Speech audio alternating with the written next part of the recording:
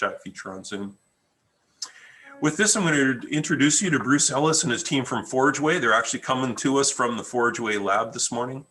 They're going to take us through a number of case studies on adhesive applications that they have worked on in the UK and Europe that might be a little new to us here. Forgeway was established in 1995 and grown to be a global leader in the manufacturing of adhesives and sealants with a specialty in bus and coach manufacturing. Their tagline is glue with a high IQ. Bruce joins us from Exeter in the UK this morning, afternoon in the UK. And with that, I will pass it off to Bruce. Thank you, Ron, for that introduction. It's good to hear a bit more detail about your VTC network there in Canada. Good morning to all your attendees. Certainly a unique setup there that you have in Manitoba. I don't think we've seen anything quite like it in any other global region that we worked with in the past. So I think you've got a valuable resource there, Ron, that you've put together with your team and your network of businesses. I'd just like to just give a very brief introduction to our session today, and also introduce my fellow colleagues behind me who will be helping out in the presentation. It'll be very much a team effort. So Aaron Hughes here, first in line. Aaron is head of technical department here. And then we have Alex Brown, who is one of our R&D chemists. And then on the end, we have Rod Buckley, who is the managing director of Forgeway. So a lot of experience between us. We hope that you'll find some of our topics today of interest. I'm just going to briefly touch on the agenda topics from our side, just so everyone knows what's coming up. So we're just going to hear a bit about Forgeway as a company and the company background from Rod. Then we'll be discussing a bit more about the Forgeway book that Ron's already alluded to. Probably one of our key topics today will be primerless bonding. Now, I think Ron has made some suggestions that the UK and Europe may be slightly further ahead in terms of bonding than North America and Canada. I think from some of our previous experience, that is sometimes the case, but we certainly wouldn't take high ground and say we know everything. But that will be a focal topic. Stress cracking on plastics, very, very topical subject at the moment, especially within the recreational vehicle market. We're then going to hear a bit about a galvanic corrosion issue. We're then going to run through our Bluetooth mobile testing apparatus. Another corrosion topic, we'll be looking at Filiform corrosion. And then finally, just to round up, we will just be giving you a bit of an insight into how we work as a company and what our kind of 10-step approach is to any technical application, any technical question. I would say we make glue and we solve problems, but we very rarely just take on a new customer, just supplying them the glue. It always starts with a story. It always starts with a problem. And hopefully some of the situations that we're going to run through today will be of interest to you all. And if there's anything you need help on, you'll be able to reach out to us afterwards, and hopefully we can get a dialogue started. So with that, I'd just like to hand over to Rod Buckley, who's just going to give us a slight insight into the history of Forgeway. Thank you, Bruce, and good morning to everyone in Canada.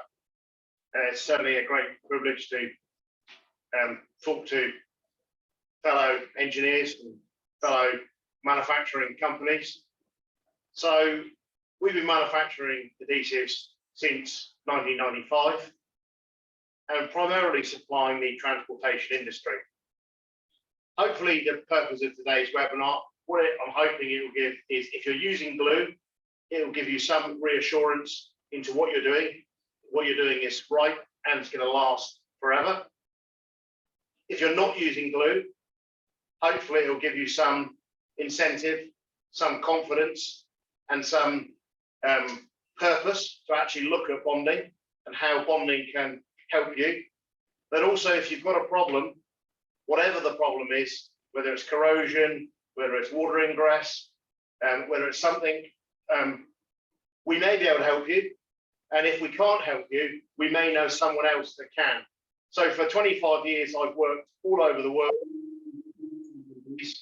And I'm sure if there's somebody out there that we can always put you in contact with that can help you. Having started manufacturing, the first product we ever manufactured was a fire retardant polyurethane adhesive for the aviation industry, and we still make that product today. Customers were coming to us talking about new generation fire retardant plastics and the challenges they had with bonding them, and it was our first task was to come up with something that adhered and met the full fire, smoke and toxicity criteria. The key markets that we cover is the bus and coach market, rail, truck body, recreational vehicles, aviation, and decorative surfaces. For many years, we've been manufacturing adhesives in colours, special colours. So very much looking at where manufacturing companies have bottlenecks in relation to paint shops, bottlenecks in terms of production speed, and also a desire to reduce VOCs. So things like either powder coating or pre-gel coating panels, and then bonding them and sealing them up with a color-coded adhesive, completely eliminating the need for painting on site. The current demand on the adhesive market is for products that are fast curing, can cope with a huge variation in temperature, have high chemical resistance, with a good adhesion to a range of low surface energy substrates. A big topic which we're constantly being asked for in 2021 is that recyclability and what happens in 50 years time, 20 years time, can the vehicle be recycled in its entirety? So these are all projects we're working on and industries that we're currently focusing our attention. Every year, every couple of years, we see new challenges. Typically for the last couple of years, vehicle weight has been a massive topic. How can we increase payloads by 100, 200 kilograms or 400 pounds? How can we ensure that this vehicle can do 1 or 2 more deliveries per day, per shift? Now we're seeing, as we emerge in the UK from the COVID pandemic, we're actually seeing manufacturers really talk to us about how can we build more vehicles a day, because there is a huge backlog, particularly in the home delivery markets. On the webinar today is Brian from Applefast. Applefast are our distributor who we work through on technical specialist projects in Canada and North America. And Brian is here just to introduce himself. I think many of you know Brian from the Fast side of things. So Brian, I don't know if you want to give a quick, we work together.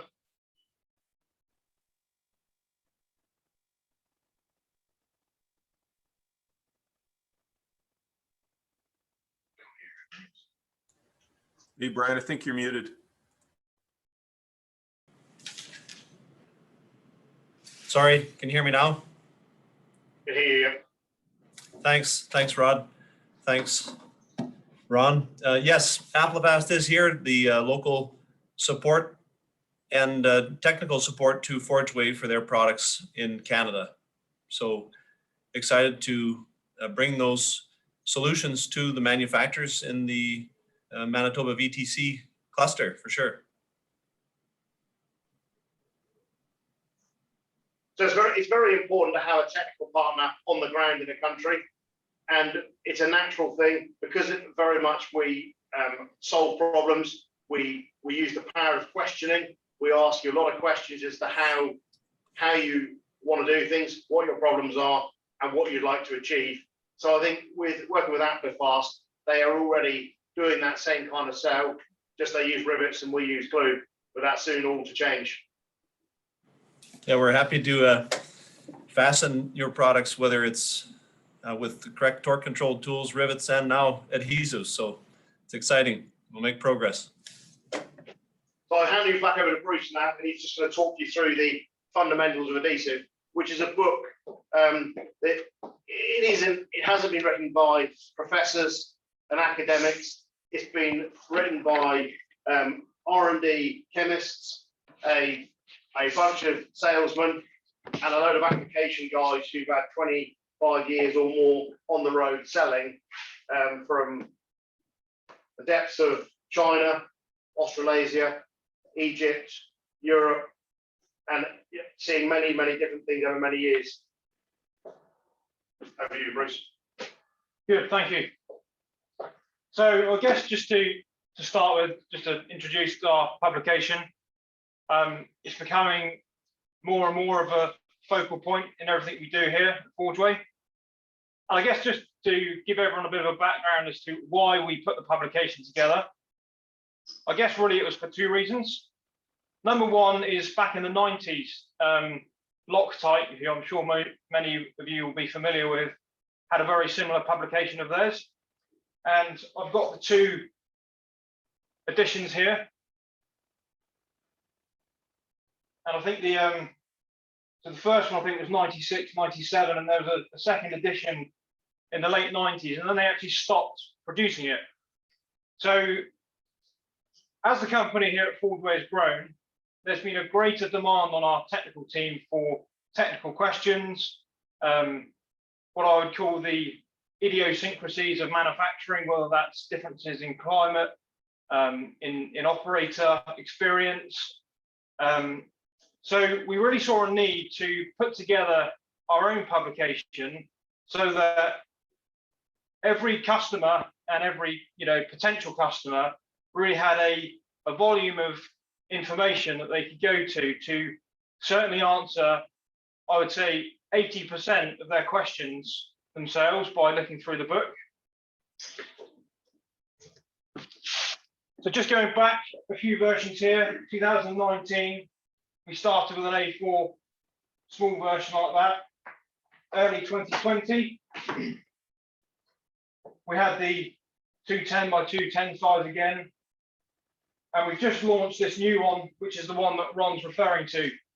This time we've added in a whole section at the end of case studies, some of which we will be touching on today. And many other sections have also been expanded.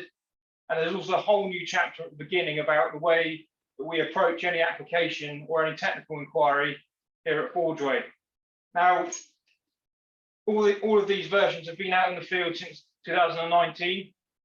And I don't think we've ever had anyone come to us and say, you haven't got that in the book. We've only had positive feedback about it. I think the need for training at customers' facilities in pushing applications in terms of bonding has resulted in a greater need for training of operators. However, training is limited by the number of people you can get together in any one space at one time. It's limited in terms of training resource on our side to be at a customer's facility, training their staff all of the time. So this publication very much puts the resource back into the hands of the customer, and it's proving to be a very, very powerful tool. So just to clarify our offer to everyone on the call today, we will be providing every attendee with an electronic copy, which you'll be able to download, as Ron's referred to. And we look forward to also distributing some hard copies to every company that's been represented as well. Now, I will just add one caveat. Don't get me wrong, there still is a great need in many customers, many applications for a teacher. So we do also have two separate training modules which very much run alongside our book, which can be taught to your workforce or your engineering team in a 2-module course. That's proved very, very successful. Depending on different grades of customer, some of our platinum customers would receive this privilege as a free of charge service as part of their package with us.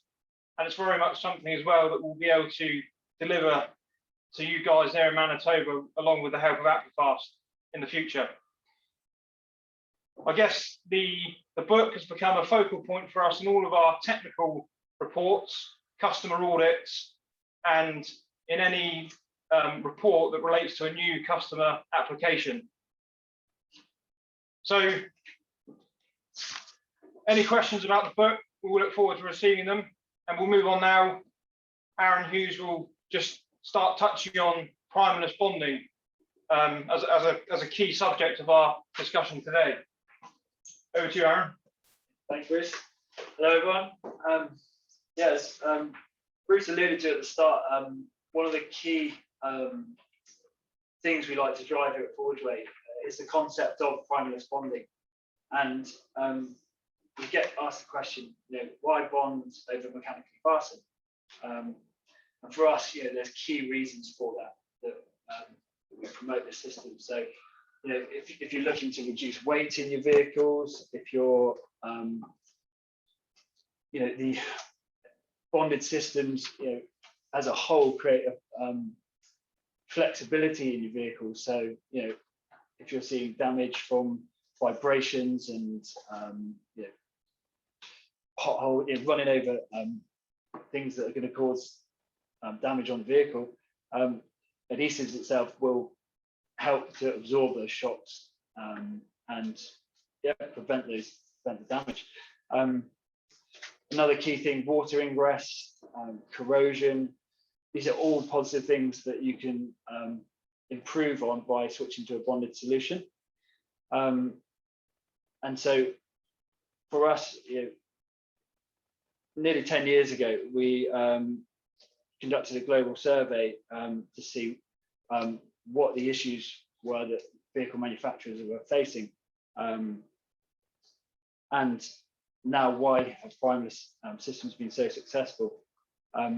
So the key things on that global survey threw up that around the world there's unskilled labor, and not everyone all talks the same language in these manufacturing sites. Therefore, the requirement to have a simple process for bonding was absolutely paramount. So we took that feedback and we basically developed it into our products to take the complexity out of the bonding system that other products out there you would need to follow through with.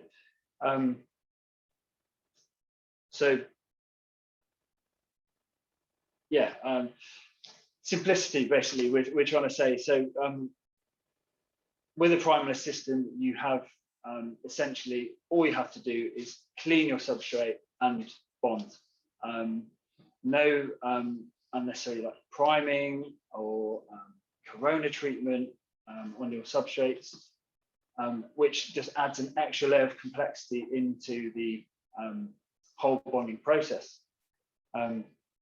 And we found the highest reason for failure in the field was due to the fact that process steps might be missed if the bonding process was difficult.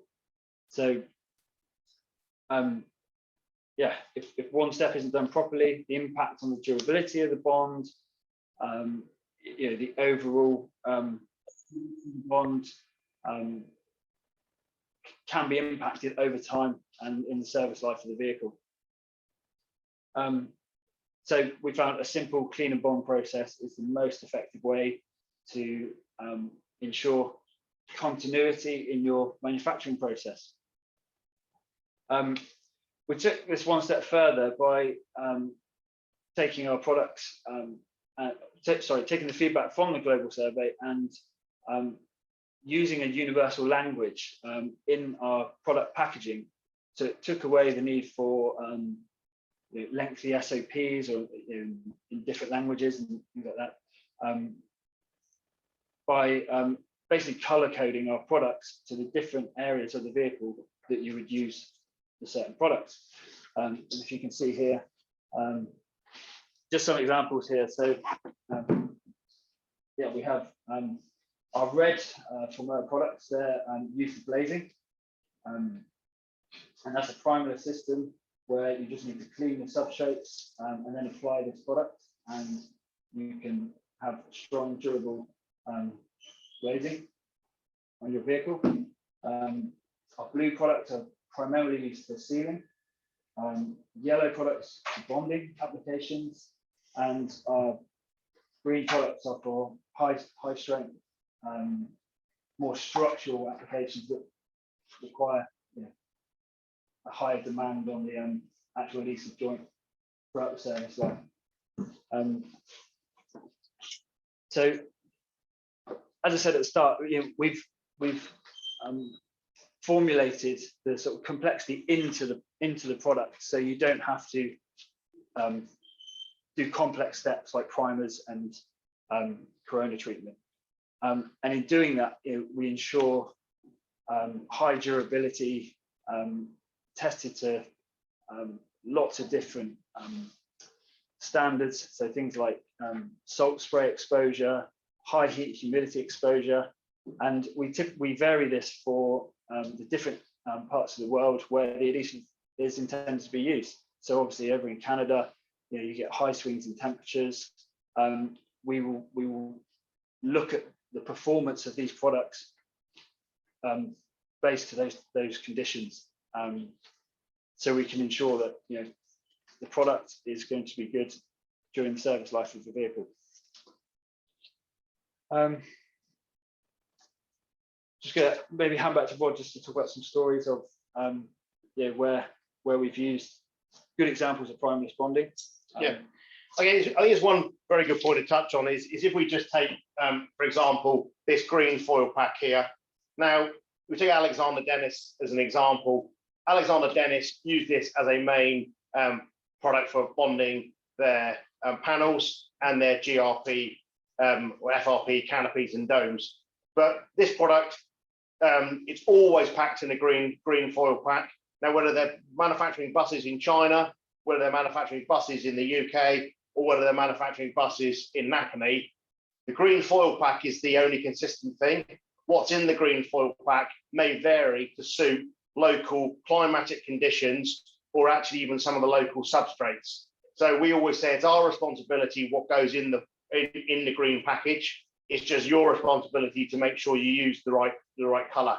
So it's completely simplifying the whole bonding process, as color is the only universal language. It's very interesting just talk about some case studies. I can remember back in 2014, 2015, being contacted by Bombardier Rail in Australia. And they said, we've got a number of rail cars that have been manufactured in 2003, 2007, and 2011. And we're experiencing some quite serious debonding and water ingress and failure. They said the vehicle is guaranteed from the manufacturer, from Bombardier to the Australian rail network for 30 years, and they're seeing a very premature failure. They asked us to conduct some research for them. And one thing we did, we worked very closely with them on substrates, processes, and materials. And what we established with them, they were bonding aluminum to aluminum frame, and they were abrading, cleaning, priming, and then bonding.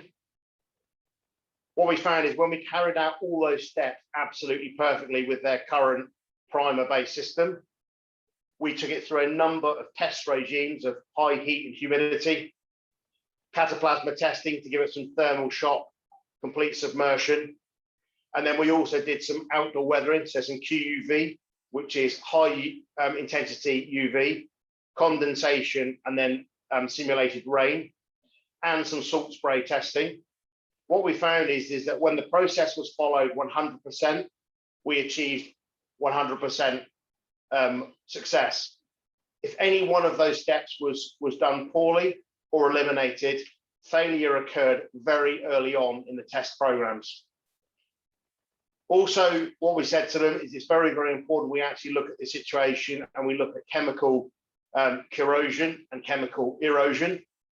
And so we asked them for all the chemicals that they are currently approving and specifying for cleaning vehicles. And what was very interesting was they actually supplied us a foaming graffiti remover, which they were recommending to their customers to remove graffiti off the locomotive carriages. And what we actually found is that that graffiti remover was so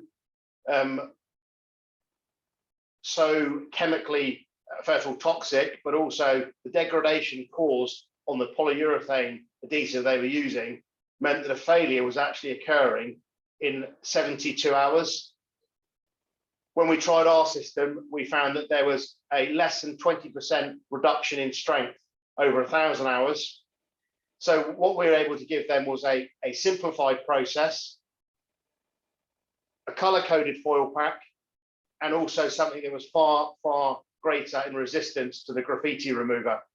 So that's one of the whole ways we look at things. It's very, very important when you're looking at bonding, you're looking at processes, you may be looking at failure, is to actually look at the whole holistic picture of what is happening. So I think it's very, very important to actually, when we're looking at primerless bonding, we are looking at what we need to add to the glue to compensate for what is happening in the field. So what we're often finding is we're bonding to paints and powder coatings. Now, the paint and powder coating manufacturers are generally your huge global corporations, your DuPonts, your PPGs, your AkzoNobels, and they have their agenda as to how they're going to make their paints and coatings more durable for their purposes. Often, they're not actually thinking about the adhesive manufacturers. So we're finding that as the likes of in the powder coating, they're adding more and more Teflon and more UV stabilizers to make sure the products stay white and stay clean. We're having to compensate with different adhesion promoters to make the bonds effective. So we'll always say to manufacturers, just because it's worked for the last 10 years, it doesn't mean to say that it's going to work forever. So when we're talking to you as customers, what we'll often look at is a specification for the metal, a specification for the pre-treatments, for the powder coating, for the paint. We'll look at a specification for your FRP resins, and we try and book them all into one standard, so that if you want to deviate to look at a new supplier, a new process, or look at an alternative substrate, we involve ourselves completely with that whole process to make sure that everything is tested at every stage. Because one of the things I've always said to my guys for the last 25 years, we can never have a failure. And that's one thing I will stand by. So we almost want to say our products are, the aim is that they last the lifetime of the product and beyond, and we can never, ever have a failure of a product. So fair enough, Aaron? Yeah, it's covered some great examples there. Yeah, just to reiterate the simplicity, that's what we're going for, to help you guys in your bonding process. So I think just moving on to Bruce is now going to touch on a bit about plastic stress cracking and how that's affected RV manufacturers, and just do a small live demo.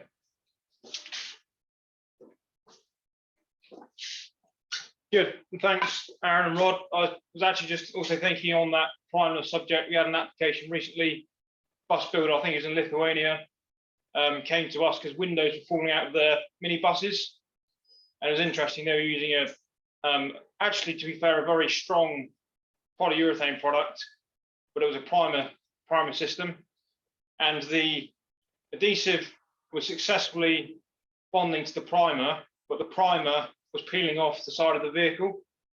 So it's just an interesting example, again, of where we very much look at the climate, the substrates, and the actual application to make sure there is no failure. Just moving on now to our topic of environmental stress cracking on plastics. Now, this is something that we've worked extensively on in the past, probably 2 to 3 years. We've done a lot of work, especially with the Europeans, on the manufacture of recreational vehicles. And as anyone in the audience will know that's currently manufacturing these vehicles at the moment, the demand for them in this COVID pandemic is extremely high. No one can make enough. So there's been a greater demand on their production facilities.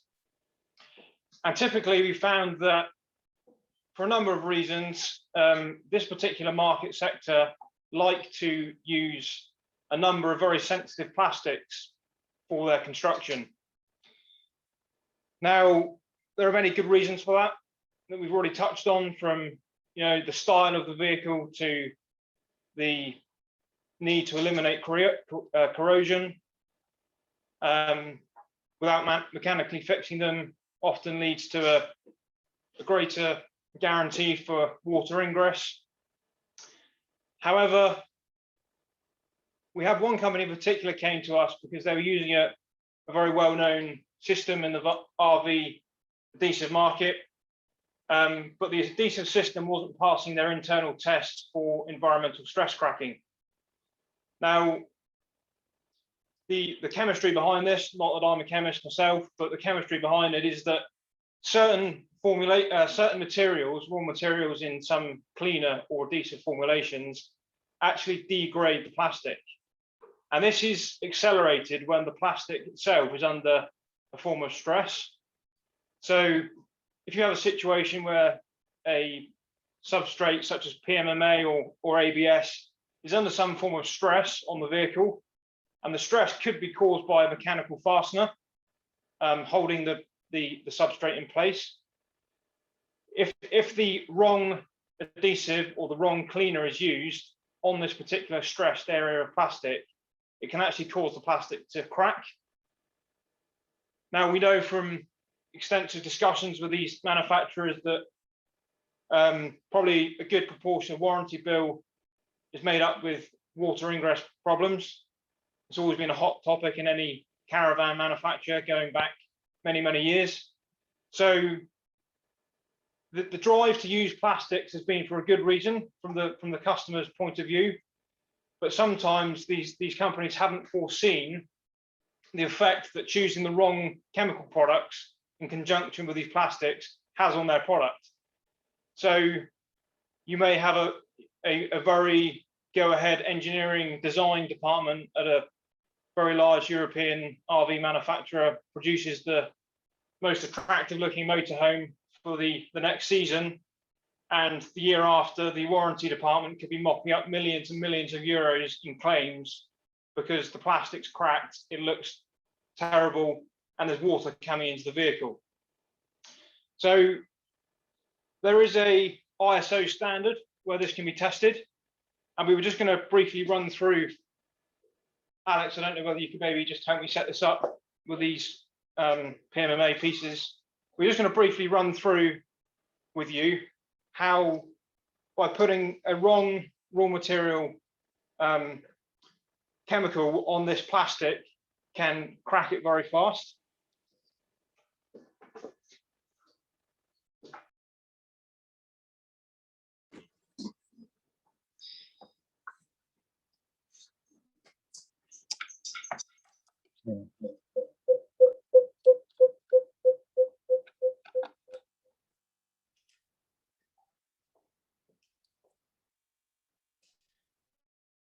So we just loaded two pieces of PMMA into this jig.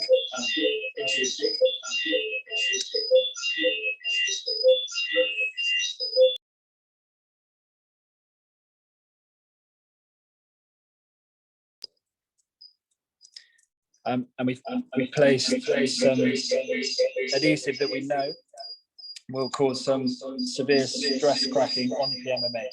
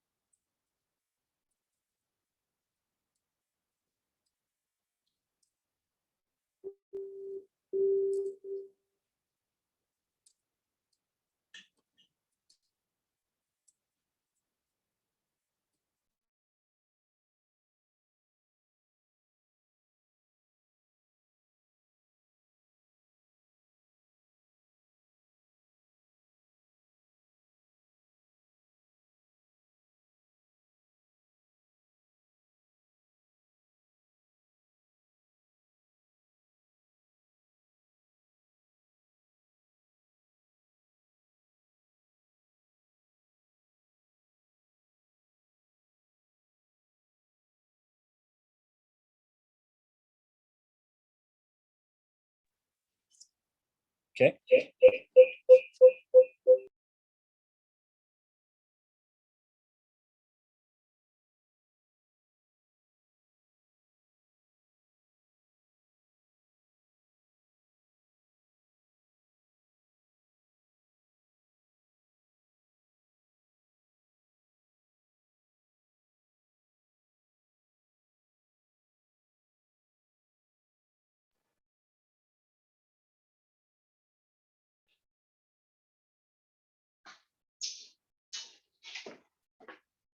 So that's just a very accelerated example there of how a combination of a badly selected adhesive can actually crack very quickly a sensitive plastic.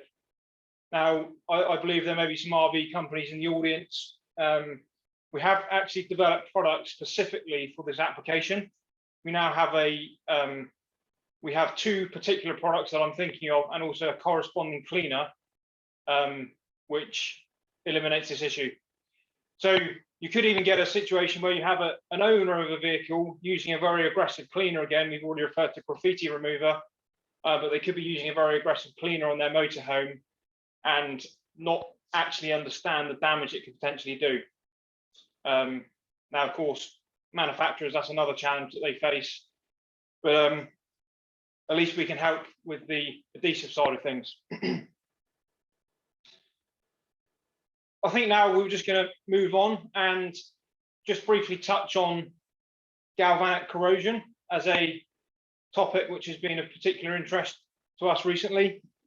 And Alex is just going to give us a bit of insight into that topic for us. So over to you, Alex. Yes, so I'm going to talk about galvanic corrosion quickly. Now these are some samples of where galvanic corrosions occurred on a bus coach, only 3 years old. Now galvanic corrosion is also known as dissimilar metal corrosion. It occurs when two dissimilar metals are bonded or brought together. The two metals must be in electrical contact. That can be physical, or could be through a conducting adhesive, which is in this case the very highly loaded carbon black adhesive. I mean, if I show you very quickly, kind of just here you can see where the adhesive was, and there's some corrosion there, and obviously quite badly here. So the metals don't have to be immersed in water. It can be simply high humidities that can cause it. And the best way to prevent galvanic corrosion is to ensure the metals are similar on the anodinic index. And there's plenty of charts on the internet you can find, also in the book on page 177. And you basically want to make sure that that anodinic index is between a certain range. And that depends on your kind of humidities and the environment that the metals will be under. If it's in a temperature and humidity controlled environment, the difference can be 0.5, less than 0.5. You shouldn't really see galvanic corrosion. If it's a high humidity and salty environment, a voltage difference less than 0.15 is needed. And if it's in a warehouse or non-temperature controlled environment, less than 0.25 volts is acceptable. There are a number of ways of preventing galvanic corrosion. You could apply coatings to both materials. You could break the electrical contact between the two metals. So you could use an insulating adhesive instead of a conductive one, which was used in this case. You can install sacrificial anodes and corrosion inhibitors. This particular case was a very poor choice of metals and adhesive. This sample here was Zintec mild steel, which has an index of between 1.2 and 1.25 volts. This was then bonded and welded to a chromic steel, which has an index of 0.6. If you calculate the difference between them, it gives you an index of 0.6, roughly, which is well above what you would have in a temperature and humidity controlled environment.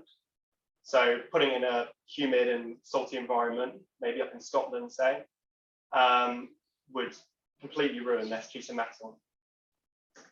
This bus was only 3 years old and clearly shows the importance of choosing the correct metal and also correct adhesive.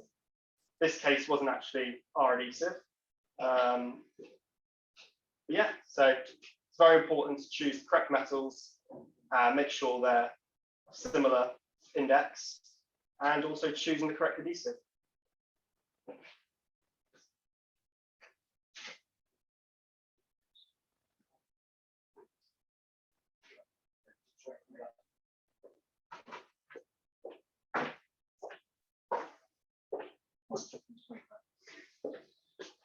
Great, thank you, Alex, for that. On the galvanic corrosion topic, I think probably a very not necessarily a well-known type of corrosion. So certainly been of great interest here to us in the technical team in the last few weeks. Just briefly going to run through now one of our pieces of apparatus here that we actually take to customers and use for mobile on-site testing. We found that in a drive to encourage customers to do more bonding, there's been a need at times to A, reassure them, and B, reassure their customers.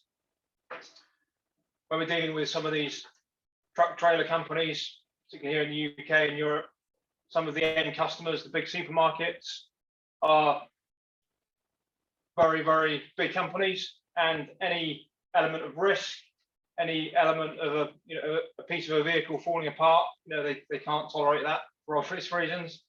So there's been a need to reassure our customers, and in turn for them to be able to reassure their customers that going bonded in certain applications is a good thing to do. So to do that, we've actually got this piece of equipment sat on the table here.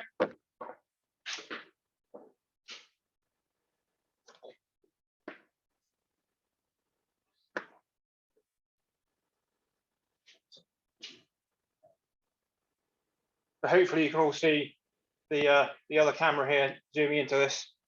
So this quite simply is a piece of GRP based plyboard with a bonded piece of load lock restraint system onto it. So many customers now of ours are actually going where they would have traditionally riveted this load restraint system into the side of the truck trailer or van, where they are actually bonding it. And along with the apparatus comes a Bluetooth application, which obviously comes through on your phone.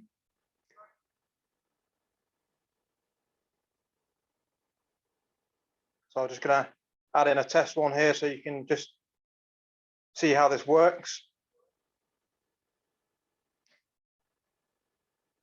So on this whole application here, you can very much add in your own unique tests.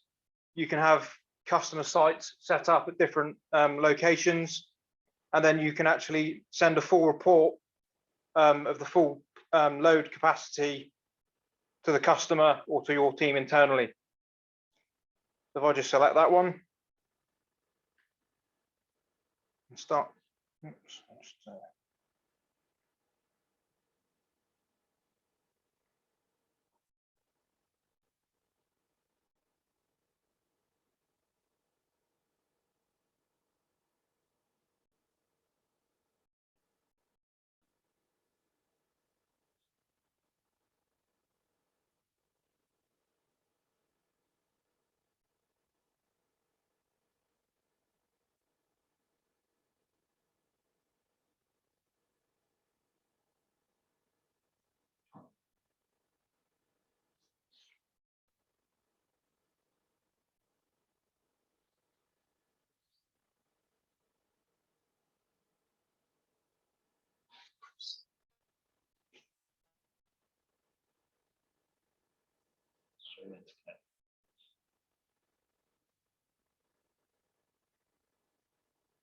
seems to be having some issues connecting here. Same Wi-Fi network.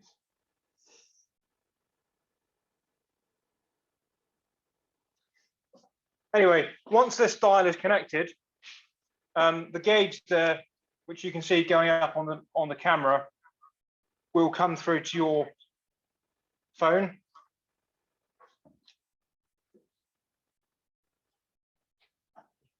So you can now see that as Rod's turning up the apparatus, the number of kilonewtons of force that's being applied to the load lock.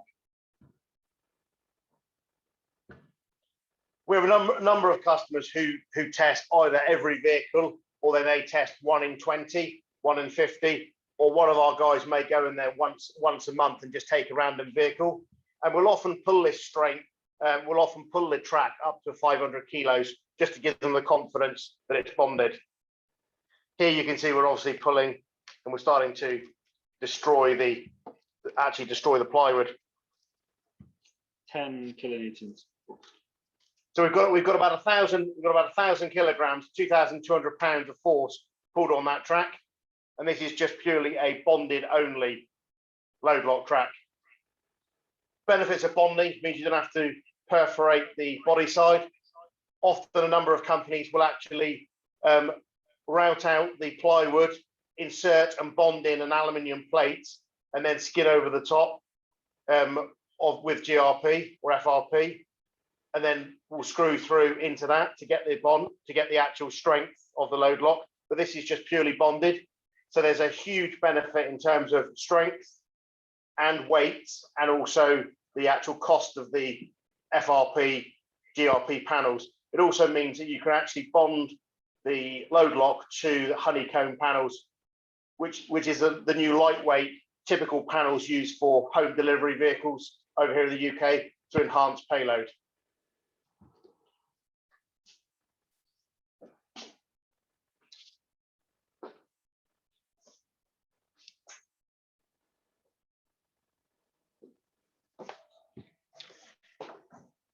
Good. Aaron is just now going to touch on the topic of filiform corrosion, which is a topic that I guess those of you in the bus and coach market will be familiar with. So over to you, Aaron. Yeah, as Alex has touched on already, the galvanic corrosion. There's obviously different types of corrosion out there. One of the ones which causes more unsightly defects is filiform corrosion, and it's a type of corrosion that occurs on coated aluminium or steel. Typically occurs in humid conditions and is initiated by defect or mechanical scratch in the coating.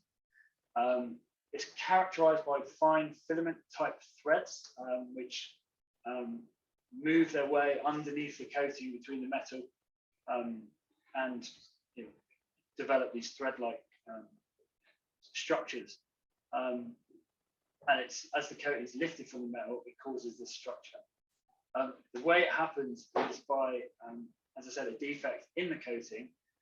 Water and other soluble electrolytes create an acidic environment in that defect, and it's at that point where you've generated a differential cell, the anode and the cathode, and the filament thread will start advancing at the anodic site, of the cell that you've created.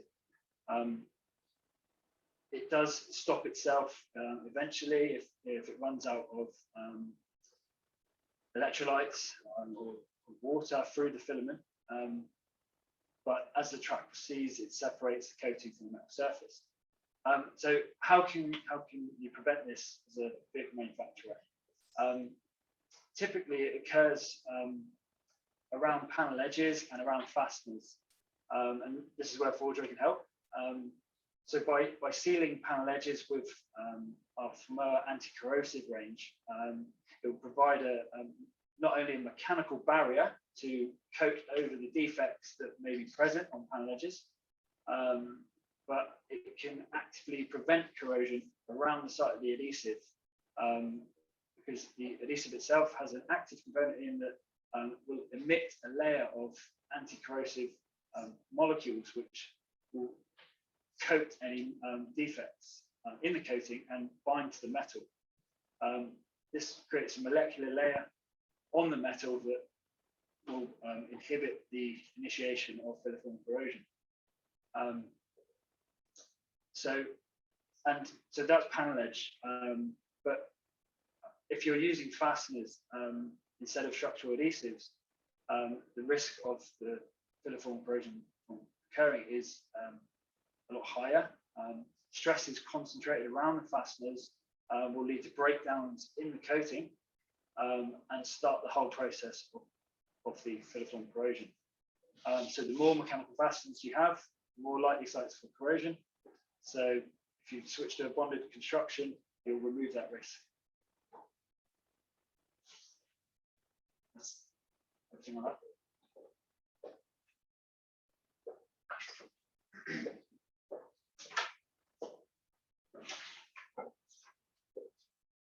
Good, thank you, Aaron. I guess just to round off, we better just explain Ron's story at the beginning about the cow glue or whatever you referred to, Ron. We actually thought that we'd strip it out of this webinar, but as soon as you mentioned it, we better have a bit of an ad hoc reference to it. So I guess it was just really to give everyone in the audience a bit of an understanding about the breadth of experience we have in the adhesive market.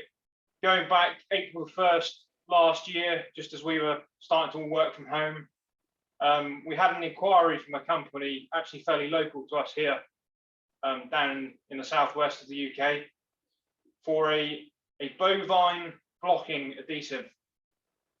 Now, to many of us, myself included, this was kind of we weren't too sure whether it was an April Fool's joke or whether it was a genuine inquiry, whether the product that the guy was after really existed. So very quickly we learned that the milk production in cows and the healthy steaks and joints that come from beef cattle all around the world is very dependent on their ability to walk properly without any lameness. Now, if you're in the audience, you can look this up. There are many products out there already, not all of them are ours, where if a cow has got an issue on one side of its claw, as they call it, so there's 2 claws to every hoof of a cow. So the hoof is split into 2 separate claws, as they call them. If on one side there's an element of disease or lameness causing the cow to be lame, they actually bond on either a timber or a rubber block to the healthy side of the hoof to lift off the injured side of the hoof from off the ground. And these wooden blocks either wear down or in the end they finally fall off. But they get the cattle into a crusher. They lift up the back leg or the front leg, whichever they're doing, the relevant injured claw. They will give it the medical attention it needs. And then on the good side, they'll bond on this block. Now, the big challenge here for us was that the rubber blocks are made in molds that have silicon release liners in them. And trying to get a good adhesion to a film of silicon on top of a rubber-based surface was extremely challenging. But after probably 6 months of backwards and forwards, testing and measuring, tweaking the formulation here and there, we finally came up with a product, which we are producing today and actively selling to this particular distributor who sends the product all around Europe.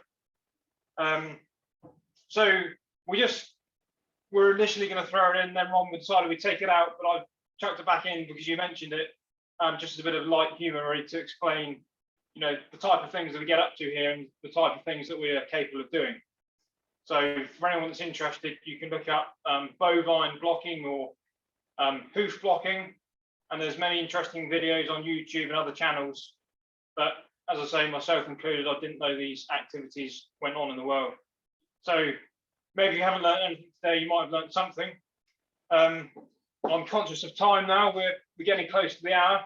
I didn't know, Rod, did you want to say any more about the Forgeway way or any other particular test programs? I think it's just good, Bruce, just to really just very briefly touch on the way we work. It's very, very much, I always say the business is really split into 2 halves. There's the consultancy, which is really addressing customers' problems. And then there's really the manufacturing side. So often we can, investigate a problem, test, measure it, prove it, find a root cause of the problem, come up with a solution, manufacture it. Most of the time we would manufacture the solution here in the UK, but there are times where we will actually, it is not either feasible or practical to make something in the UK, so we will contract that manufacturing out, or our customer will have just bought the investigation and the formulation service from us, and then they'll get the product manufactured in their country of origin or their country of where they're manufacturing. I think it's very, very important, very much going through the whole process, it is the power of questioning. We know some of these old philosophers use the power of questioning. First of all, to look at what we know, what you know, and then to really look at what the conduct is. So what are you actually doing? And then really the governance is what do we need to comply with? So as we go through any consultation with customers, it is very much about asking you the questions. In the book, either your download version or your hard copy, you'll see there are 10 common questions. One I often ask customers is, is the issue that you've got causing death or injury? Is this going to be your biggest warranty claim ever? How much is it affecting your bottom line? I can remember going into a manufacturing company in Europe, probably in 2019, and they were manufacturing 141 vehicles per day, recreational vehicles, and their warranty bill alone was 11 million euros. And we actually narrowed that down to one key area to focus on. And I think we probably actually eliminated, probably in excess of 8 million euros per year of warranty issue. So can't always promise to be the cheapest, but what we can actually promise is to give you probably the lowest total cost solution. And probably, I've always said to Alexander Dennis, my main mission to them was to make sure they stayed profitable and increased their profitability through vehicles that lasted the time. One thing I remember going back a few years ago, one of our customers used to always contract their vehicles with a leasing company for 3 years. At the end of 3 years, they looked at them and said, they're in such good condition. We're going to relife these vehicles for another 3 years. And I remember the same time working in the early 2000s with Alexander's, and them actually saying that, the trouble is with the buses, they actually are lasting too long. Is there anything you can do to make them not last as long? Because customers are keeping them for too long.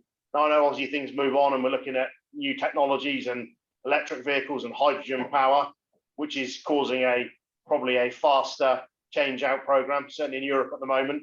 So I think the big thing is if you've got any issues or you want to sense check or run anything past us, we've got a team here of chemists and engineers and process and production people that can certainly be of assistance. Thank you very much, everyone. Yeah, well, I'd like to say thank you to you, Ron, and everyone that's attended today. I'll let you take over the question and answer session, and we'll do our best to answer to the best of our ability with the time left. If there's any other questions that can be sent over afterwards, we're certainly happy to answer those. So a big thanks to the guys here and for everyone attending, and particularly to you, Ron, for setting this up for us. Thank you very much. Yeah, thank you. Yeah. Back to you. Yeah, thank you to the team at Forgeway. Thank you very much for your time and for sharing your expertise. My first question would be is if a company here has a question or a problem that they want to contact you about, what is the best way for them to get in contact with you? So probably the best way to start with, we've already had this discussion with Brian at Applefast, we'll very much take care of the initial technical discussion. My email address and my cell phone number is on the screen beside me here for anyone to take down, but please feel free, Ron, you have both yourself to share that with all attendees afterwards. Sounds good. Thank you very much. So yeah, some questions have come through on the Q&A. For those of you that are out there that have questions for our presenters, please feel free to use the Q&A feature. Abdel Osman, who works at Bueller Versatile, they are Canada's largest, I think only four-wheel drive tractor manufacturer. Could you please provide technical requirements and steps to bond glass, I'm assuming either tempered or laminate, skylight sunroof to an ABS roof? What kind of tricks? What are the things you got to watch out for?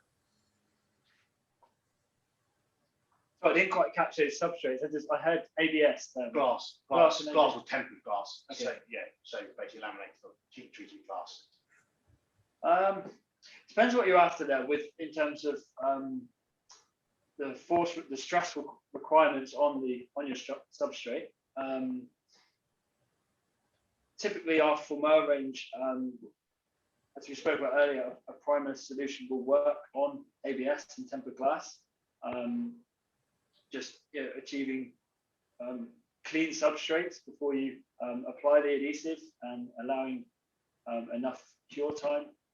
Yeah. So I think that I would also, Ron, there's a couple of things here. One would be it's very common to bond a skylight either in a recreational vehicle made of ABS, so ABS to ABS, or a lot of the new generation double-decker buses actually have 3 or 4 windows, which is toughened glass bonded as actual in the upper saloon of the bus to let light in.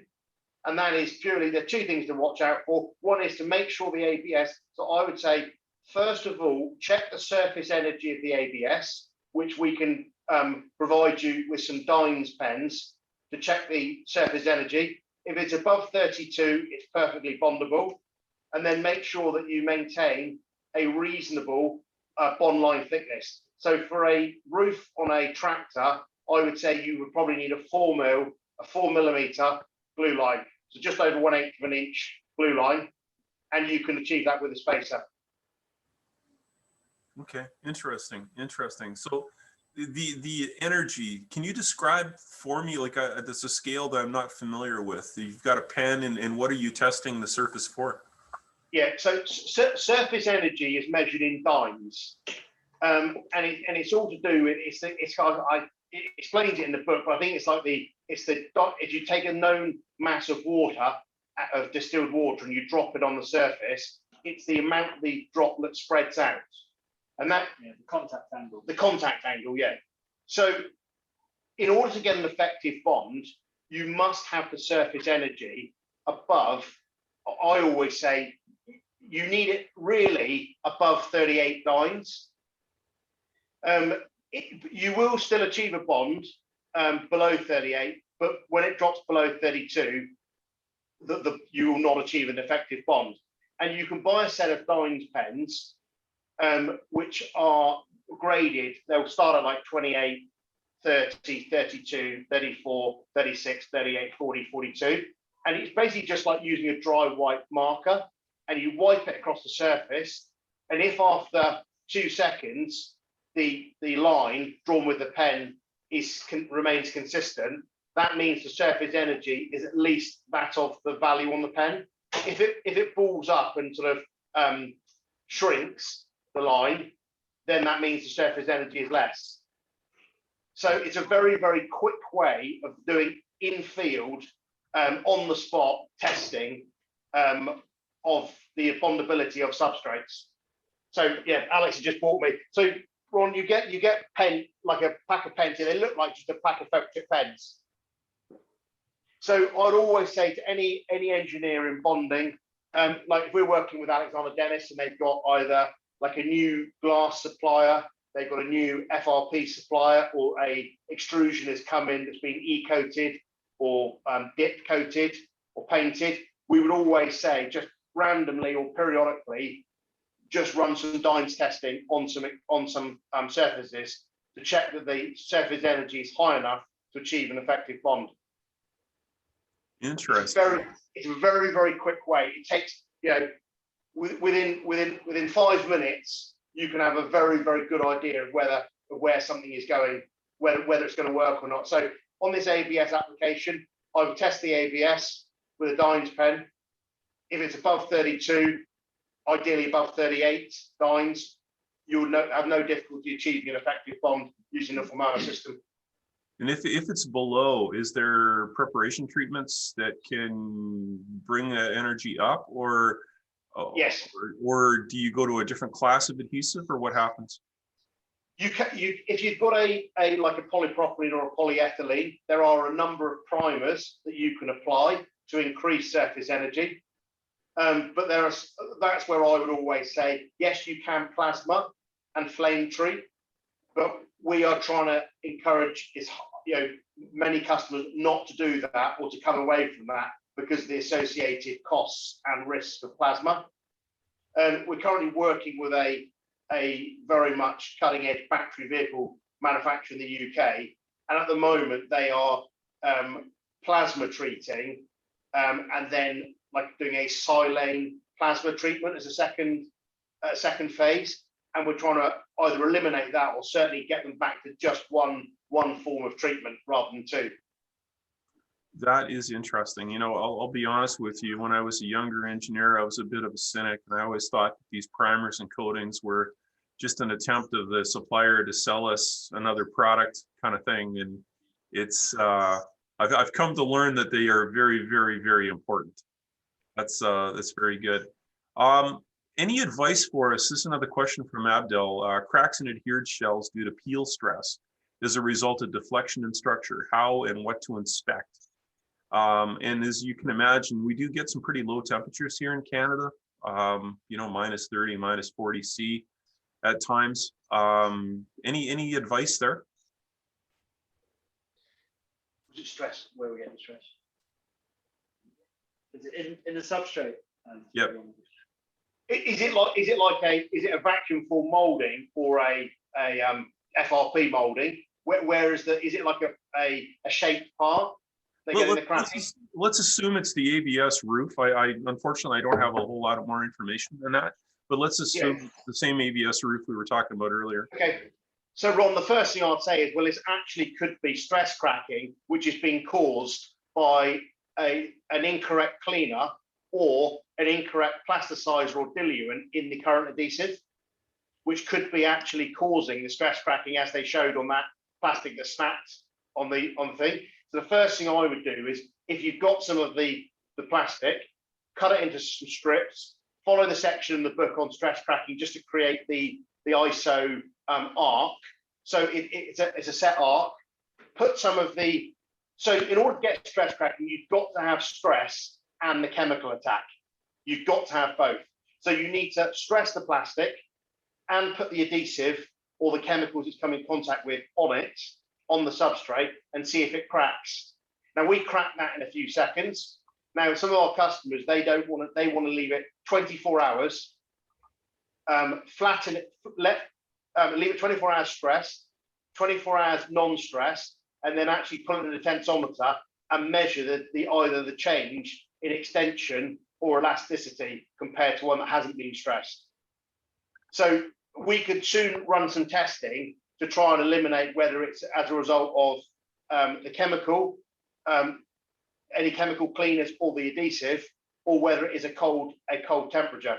So here in the tensiometer behind us, we can test from minus 80 degrees C to plus 350. So we'd have a pretty good idea of what the effective temperature is on that ABS. Very, very good. Yeah, and Abdel actually just confirmed that it was a shaped ABS roof that we're talking about here. Well, that's great. Thank you very much. Seth is asking, do you have a product that could feasibly replace a weld bead on mild steel? Yeah, definitely. Again, depends on the demands of on that bond as to which adhesive you would choose.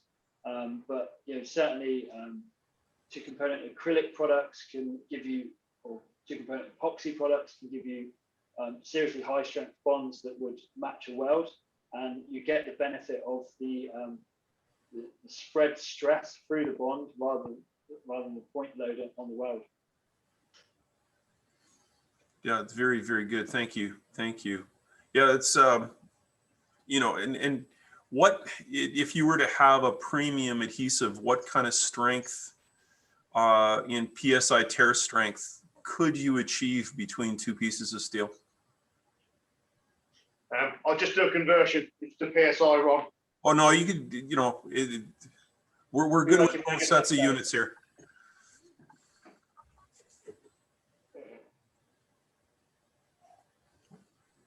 Yeah, I mean, if you're talking mild steel to mild steel, you'll be probably looking at ending between 4,200 to 4,500 PSI. Okay, that's interesting. That's But interesting. it's very, very important that a lot of people always say, you know, stronger, stronger, stronger, stronger. I always say you need to balance strength with flexibility. And it's absolutely critical. So, like we were talking with a vehicle manufacturer the other day, and they said I think they said we need 16 megapascals. So they needed about 2200 psi. Their FRP has only got a strength of about 900 psi. So why does the adhesive need to be so much stronger than your FRP? So we said it's very, very important you must balance the adhesive and the substrate together. Typically, I always say the adhesive should be about 30% to 40% stronger than the substrate, but you don't necessarily want to go so much higher. What will happen is the force, instead of the adhesive absorbing the force is all transferred to the substrate. So I can remember some not Alexander's bus, but another bus manufacturer bonding on their FRP like decorative fronts, and they're bonding it on with rigid adhesive, and they're actually getting fractures. As they introduce these, like the buses kneel, the air suspension lowers for easy access for disabled people. They're actually putting a stress right up through the front of the bus and cracking the FRP. Change to a flexible adhesive that's more aligned to the FRP, never had an issue. So that alignment is critical. Yeah, and also the bond thickness is directly proportional to flexibility as well, right? You can have the most flexible adhesive, but if the thickness of the adhesive layer is not enough, you don't get a lot of flexibility, right? So what kind of tricks do you have to control the gap, the bond gap? I always say it's joint design. And if you can, at the design stage, if you can design in the bond line thickness, either in an extrusion or a molding, then that's the best way to control your bond line thickness. If you can't, then just use a spacer. Excellent, excellent. Another question. Can you create galvanic separation with adhesives? Providing that the adhesive is interesting enough, yeah, you could. Yeah. So I know there's a range of kind of epoxies and acrylics that you can make non-conductive, and that will give you enough separation then to prevent the galvanic corrosion. Yeah, I guess one of the tricks then would be to make sure that you don't get an accumulation of debris or water Yeah. that would sit on the adhesive bond that would create a bridge, right? Yes. Yeah. Good stuff, good stuff. Any other questions out there? Feel free to use the Q&A feature, and we'll just wait a second here. So let me throw this out there. What is the trickiest application that your company has worked through and found a successful application or developed a successful product for that was really a challenge for you guys? Sadly, not all of the interesting ones are allowed to tell you, Ron. Okay. I guess probably if I actually flip that into probably one of the longest test programs I've worked on, and probably one of the most interesting, was actually looking at a fan track liner for an aero engine. And first of all, you had to provide a whole load of data about your product, which we did that. That data we had to then supply samples which they verified the data. They then made up these, I think they were 9-inch by 12-inch plaques, and they then took them to a firing range and tried to fire a 9mm bullet through them. And once you'd passed that, they then fired these like sharp, like I suppose they were, I think they were titanium pucks. And then when you get through all these stages, they then actually use your product on an aero engine, and they've got an incredible test rig where they run this aero engine pretty much full throttle, and they get a 9-kilogram frozen turkey, and they fire it into the engine, and basically you pass the test if every single bit of the turkey is spat out the back and none of the blades come off the turbine. Oh my goodness. Oh my goodness. And we got to witness some of that testing, and it's very, very, very interesting. And I guess at that point, you sometimes realise that the whole aviation market, the difference between the plane staying in the air and not staying in the air is actually very small. That's So, yep. Okay, thank you. Okay, there's a couple of things coming through on the chat. Can you use a scrim embedded in the bond line to provide galvanic separation? depends what, in theory, yeah. Yeah.